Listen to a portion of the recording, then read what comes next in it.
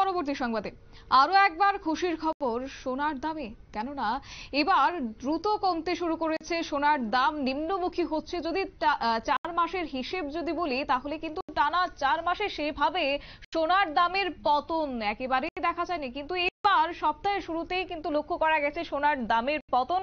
কিন্তু হঠাৎ করে দেশের বাজারে সোনার দামের পতনের কারণ কি? দ্রুত নামছে হলুদ ধাতুর দাম আগামী দিনে আরো কমতে পারে। পুজোর আগেই বাম্পার অফারে কিনে ফেলুন সোনা, না হলে পস্তাতে হবে আপনাকে। বিস্তারিত জানবো, আমাদের সাথে রয়েছে প্রতিনিধি অঙ্কিতা বর্ধন। অঙ্কিতা, ইতিমধ্যে আমরা যে খবর পাচ্ছি দেশের বাজারে ক্রমশ সোনার দাম কমতে শুরু করেছে। গতকালও আমরা দেখলাম এবং তারই পরিপ্রেক্ষিতে আরো একবার এক লাফে অনেকটাই কমে গেছে।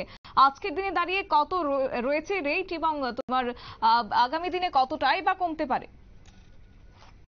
দেখো, বাজেটের পর থেকে কিন্তু ধীরে ধীরে সোনার দামের পতন হয়েছে।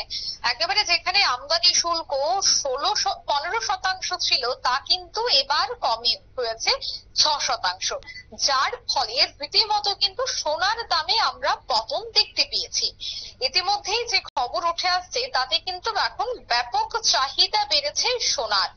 আজ জুলাইয়ের একেবারে শেষ তারিখ, অর্থাৎ 31 তারিখ, এবং আজকের দিনে দাঁড়িয়ে 1 গ্রাম সোনার দাম হচ্ছে 6,570 টাকা। আর গতকাল ছিল যা 6,385 টাকা, অর্থাৎ গতকাল থেকে সামান্য আজকের কিন্তু রেটটা একটু বেড়েছে। রাজ্যের কথা যদি বলি, সর্বভারতীয় স্তরে তো সোনার দাম কমছে, কিন্তু রাজ্যের ক্ষেত্রে গতকালের তুলনায় আজকে একটু বেড়েছে। কত বেড়েছে? 185 টাকা 1 গ্রামে। এবার আসছে 10 গ্রামের কথায়। 10 গ্রামে গতকাল ছিল 63,850 টাকা, যা আজ হয়েছে 65,700 টাকা, অর্থাৎ 1,850 টাকা বেড়েছে। তা হচ্ছে 22 ক্যারেট গোল্ডের দাম। এবার আসছে 24 ক্যারেট গোল্ডের দামের ক্ষেত্রে।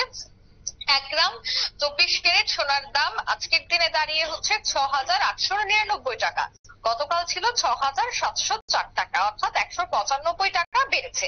অন্যদিকে 10 গ্রাম সোনার দাম কিন্তু গতকাল ছিল 67,040 টাকা, আজ হয়েছে 68,990 টাকা। এই পুরো হিসেবে কিন্তু বলতেই হচ্ছে যে 1,950 টাকা বেড়েছে। 24 ক্যারেট এবং 22 ক্যারেটের সোনার দাম কিন্তু ইতিমধ্যে আমি তুলে ধরলাম। অর্থাৎ যদিও সোনার দাম গতকাল থেকে আজ প্রায় 185 টাকা 1 গ্রামে এবং 10 গ্রামে প্রায় 1,500 টাকার মতো বেড়েছে, তো তারপরেও কিন্তু এখনো সুযোগ রয়েছে সোনা কেনার। কেন? 80 থেকে 85 টাকা যে সোনা মানুষ ক্রয় করতো 10 গ্রাম সোনা, সেই সোনা কিন্তু এখন একেবারে 60-এর ঘরে, অর্থাৎ কখনো থাকছে 65,000, আবার কখনো থাকছে 64,000। 60-এর ঘরে যেহেতু ঘোরাফেরা করছে, তাই 60-এর ঘরে থাকাকালীন যেন সমস্ত গ্রাহকেরা সোনা কিনে নেয়, তারই কেন সেই বার্তাই কিন্তু এখন দেওয়া হচ্ছে। কেন? সামনেই রয়েছে বিয়ের মরশুম, অর্থাৎ সেপ্টেম্বর এবং অক্টোবরেও কিছু বিয়ে থাকে। তাই সেক্ষেত্রে বিয়ের মরশুমের আগে যারা এই মুহূর্তে চিন্তা ভাবনা করছে যে সোনা কিনতে হবে, বা অনেক বিয়ের ক্ষেত্রে বেশিরভাগ ক্ষেত্রে নিয়মের জন্য হলেও 3টে সোনা কিনতেই হয়। তাই সোনা কেনার জন্য যাদের এই মুহূর্তে প্ল্যান রয়েছে বা চিন্তা ভাবনা করছে, তারা কিন্তু এখন কিনে নিতে পারেন। এই মুহূর্তে কিন্তু সুবর্ণ সুযোগ চলছে, আর এই সুযোগকে কাজে লাগিয়ে এখন কিন্তু ক্রয় করতে হবে সোনা।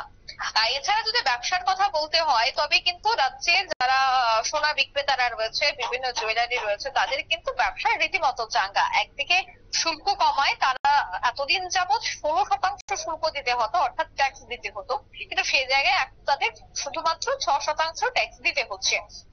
তাই সেই ক্ষেত্রে দামটাও অনেকটাই কমেছে। ব্যবসায়ীদেরও রীতিমতো একেবারে লক্ষ্মী লাভ।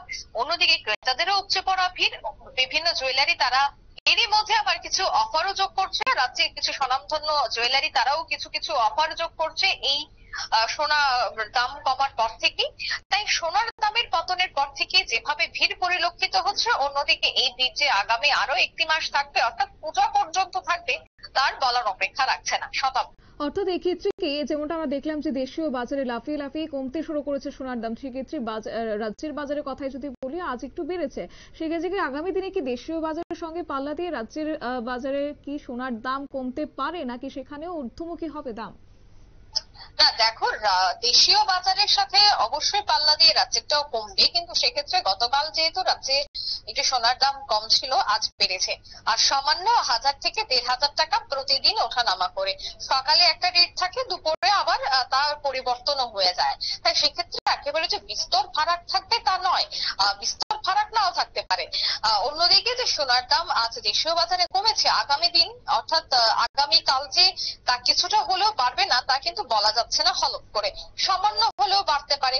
দেশীয় বাজারেও 2000 টাকা বাড়তে পারে, 1500 টাকা বাড়তে পারে। সেক্ষেত্রে রাজ্যেও তার কিছুটা প্রভাব পড়বে।